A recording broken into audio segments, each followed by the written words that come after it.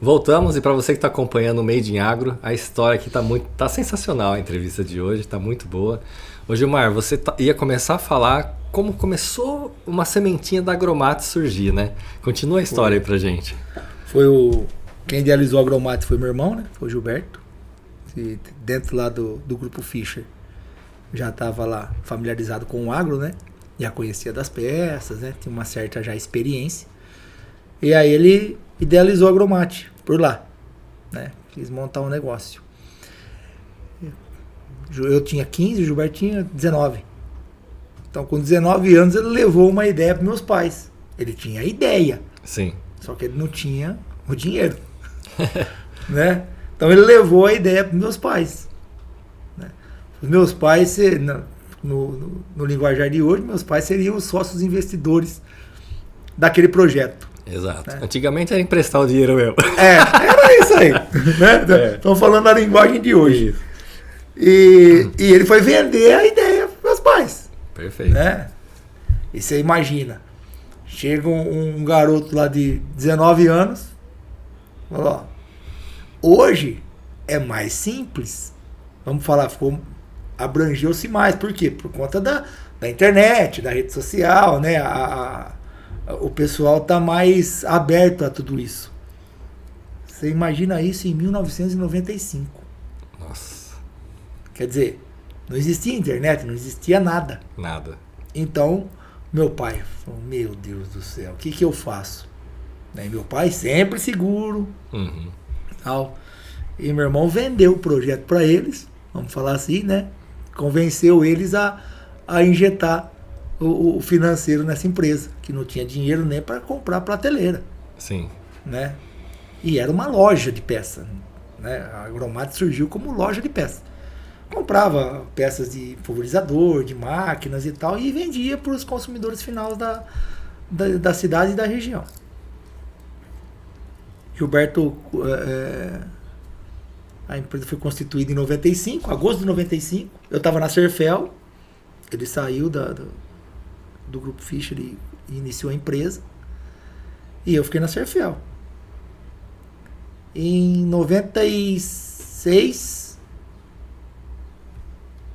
foi iniciado o projeto dos cardãs, que são as peças que a gente produz hoje. Sim. Né? A Agromate era uma porta de 2,5 por 11. Então, nesses 2,5 por 11, era estoque, expedição, administrativo, tudo nesses 2,5 por 11, num corredor. Então, a gente fazia tudo ali. E a oficina era na casa da minha avó, que era do lado. Você deve lembrar bem dessa... Lembro sim. Na garagem da casa dela. Então, eu comprava uma prensa, uma morsa, uma bancada, uma serra. E é aí que eu entro.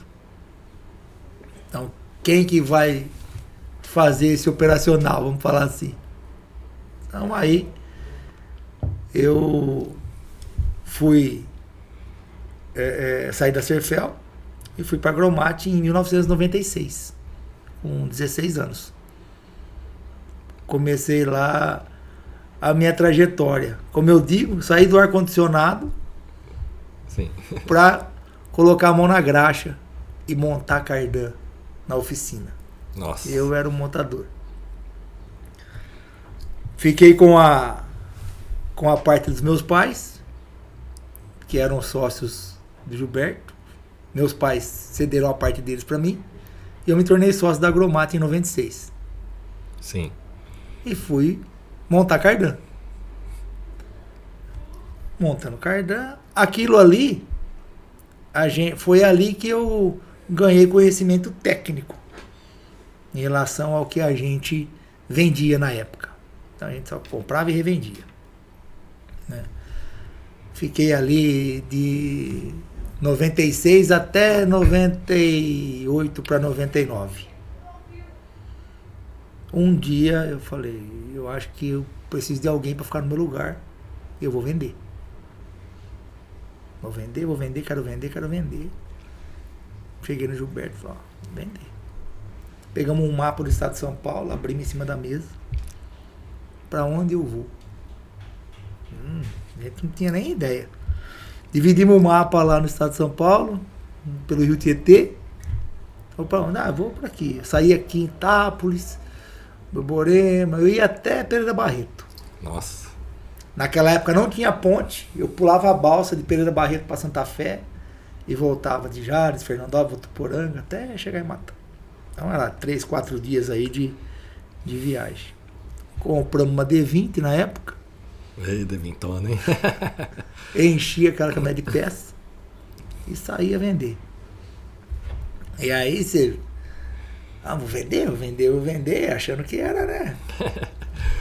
Mas eu tinha 19 anos. Como que eu chegava no cliente com 19 anos com uma pasta na mão? Não tomei muito não. Muito não. De verdade, chorava no hotel à noite. Chorava. Não vai dar. Por quê? Porque as contas, né, se gasta muito para viajar, né? Quem é representante aí sabe. E você precisa fazer essa conta, pelo menos equilibrar. Exatamente. E não vai dar, e eu indo toda semana.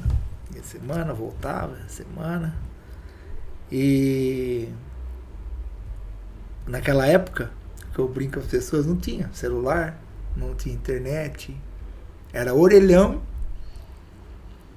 Você se imprimia uma lista de cliente, aquelas impressoras matricial, colocava no banco da caminhonete e olhava, eu vou nesse primeiro. Chegava na cidade, aonde é esse cara?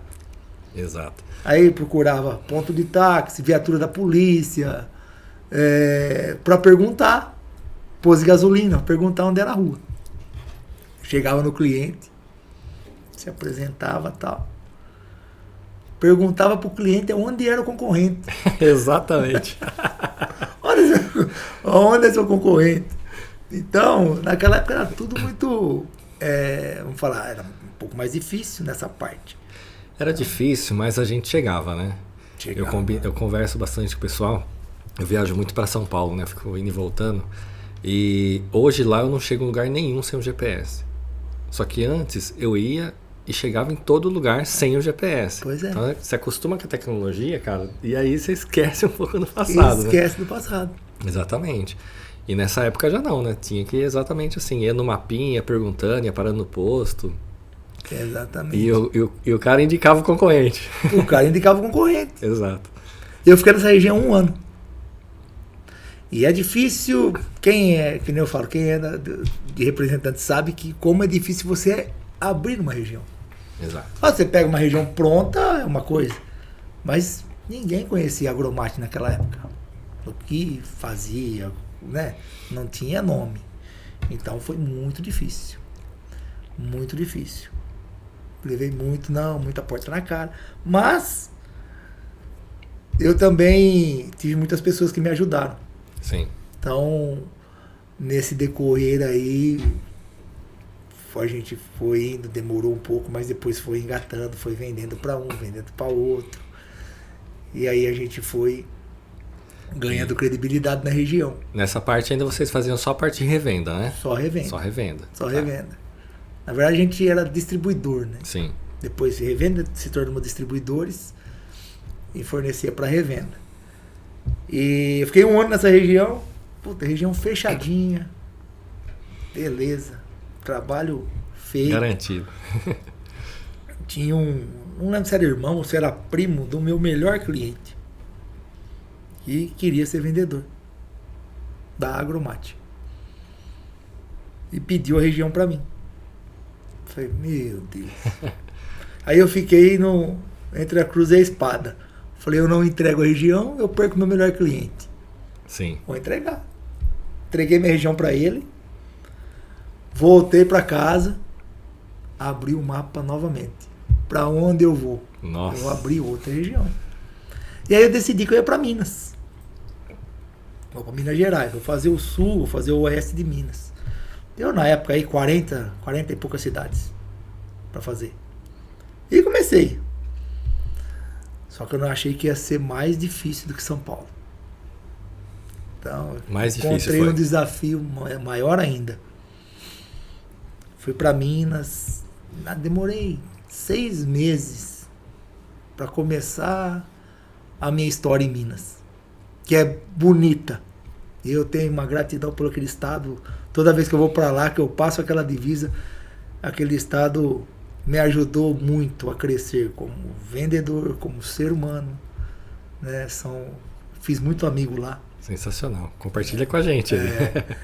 E até eu tinha uns 3, 4 meses de região, acredito eu. Eu estava abastecendo a caminhonete no posto de gasolina, no posto Damiani na época. Cheguei no posto, fui abastecer a gasolina, encontrei uma pessoa que eu conhecia de vista, de cumprimentar, na cidade, Matão, você sabe como é que é? Encontrei essa pessoa. Olhou pra minha cara e falou: Ô, 200, como é que você tá? Opa, tudo bem, tudo bom. Você tá em Minas? Tô sabendo que você tá andando por lá. Falei: tô, faz uns 4 meses. Num domingo à noite. Eu saía de segunda-feira, 3h30 da manhã de casa, pra ir pra Minas. Olhou pra minha cara e falou assim: vamos dividir a viagem? Uma semana você vai com seu carro, uma semana eu vou com o meu. Falei: cara, era a oportunidade. Falei: vamos. Tô precisando. Que eu não tava Com vendendo certeza. nada. Esse cara é o Claudinei Gouveia. Hoje um irmão, assim, que eu carrego dentro do meu coração, que é um cara que sempre vou agradecer. O resto da minha vida. Gilmar, aguenta a história aí. Vocês perceberam que o programa de hoje está sensacional, né? Então fica aí com a gente e a gente volta já.